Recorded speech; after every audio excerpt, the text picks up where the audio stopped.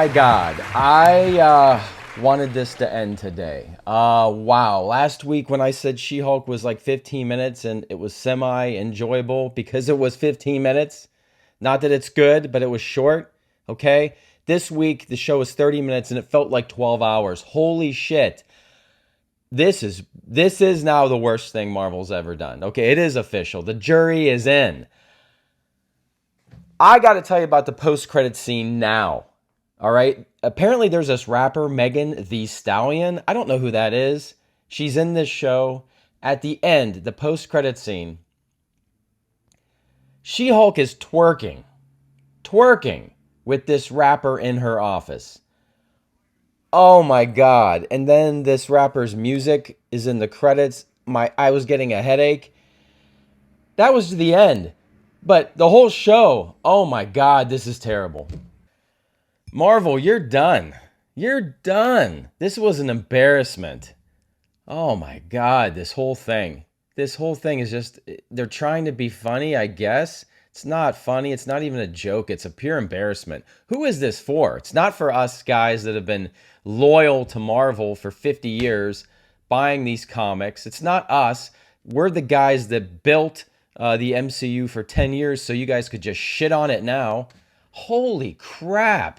It's not for kids. This was not for kids.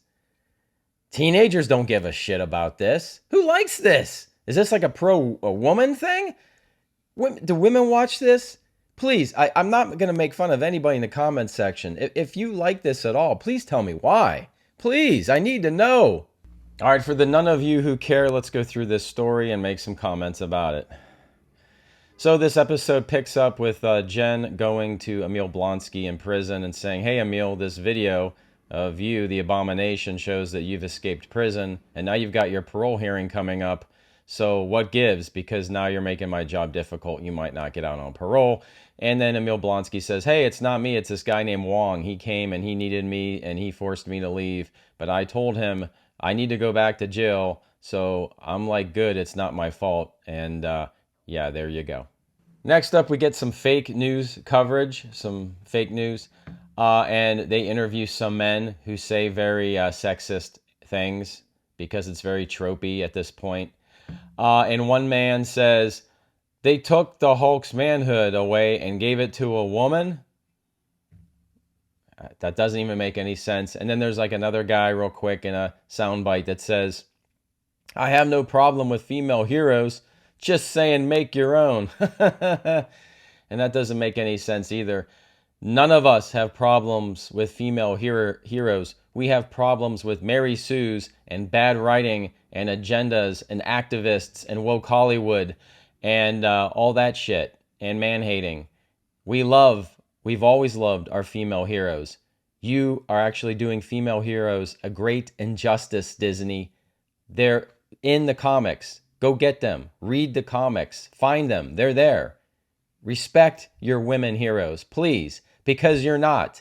Having She-Hulk twerk at the end of this episode is not respecting your female heroes. Okay, then we go to Jen's law firm, and she is She-Hulk, and the CG looks terrible. Not necessarily on the face so much. That's probably the better parts. But when she's walking in her suit, it just looks so bad. I mean, help me out in the comments. I mean, I know nobody's watched this, so you're not going to help me out in the comments. You bastards, watch this with me.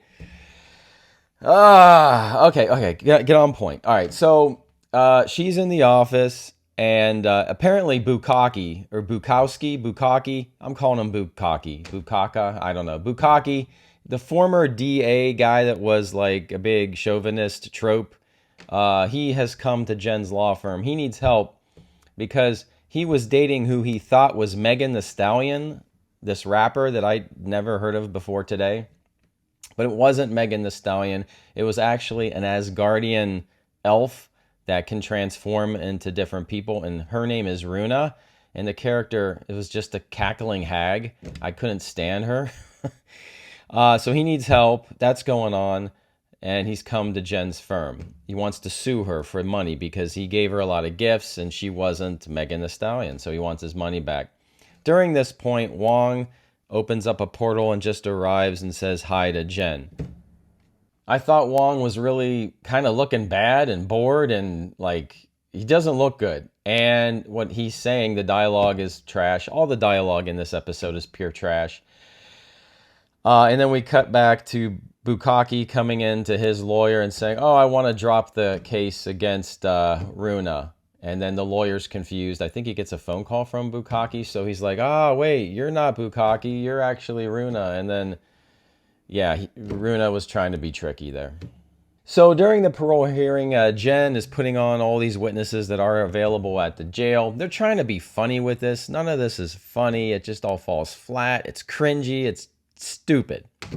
Eventually, Wong does show up. He does a little portal. He shows up. Oh, yeah, I forced him to come out, but he insisted on coming back. That's all good. The board still is concerned for the abomination is like a threat if they release him. So Blonsky transforms into the abomination, and his it looks good. He's naked first of all. So I was looking. I'll admit it. I was looking, seeing if there's any abomination wiener down there. I couldn't see any, so I don't know what's going on with that. But he's naked. I do like the design with the ears. I think overall, though, it did look bad. And his face, it's weird seeing a friendly abomination.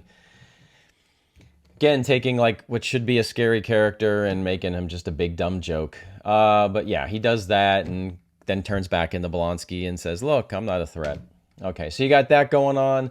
And then at the Bukkake trial, it's just annoying and cringy. Jen Walters will take the stand and tell the judge how much of a chauvinist that Bukkake is. And so for some reason, I wasn't following it anymore. For some reason, that convinces the judge to find in favor of Bukkake, and Bukkake wins his money back against Runa. And Runa is also sentenced for impersonating a judge, which she did at one point. So Bukkake wins, the abomination wins, and I feel like I've lost at least 30 minutes of my day today talking about the shittiest Marvel show ever in creation.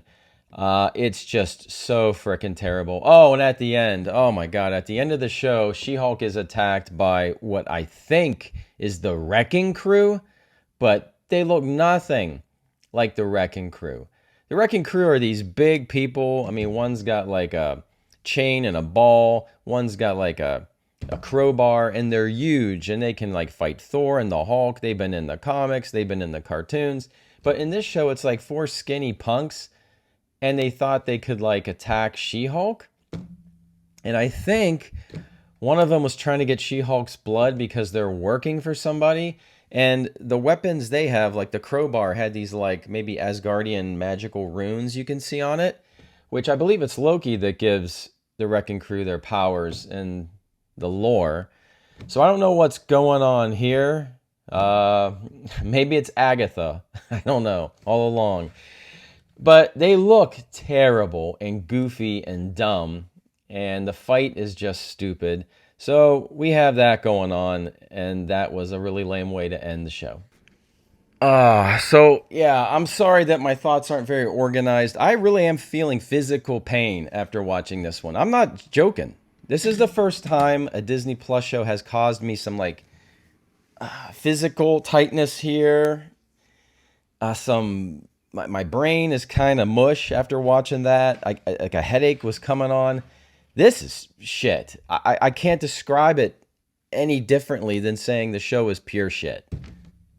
So, yeah, if you've watched it, chime in. Let's talk about it in the comments. I love talking to you guys. That's why I do this. And if you haven't watched the show, I hate you. And and at the very end, we have twerking. We've got twerking. And then we've got Megan Thee Stallion music, which started to give me a headache. Does anybody like her? Is she good or something? Tell me what's up with Megan Thee Stallion. Because that song at the end, I'm assuming it's her music. That was the icing on the cake. It was killing me. It was really giving me a headache. Okay. Bye.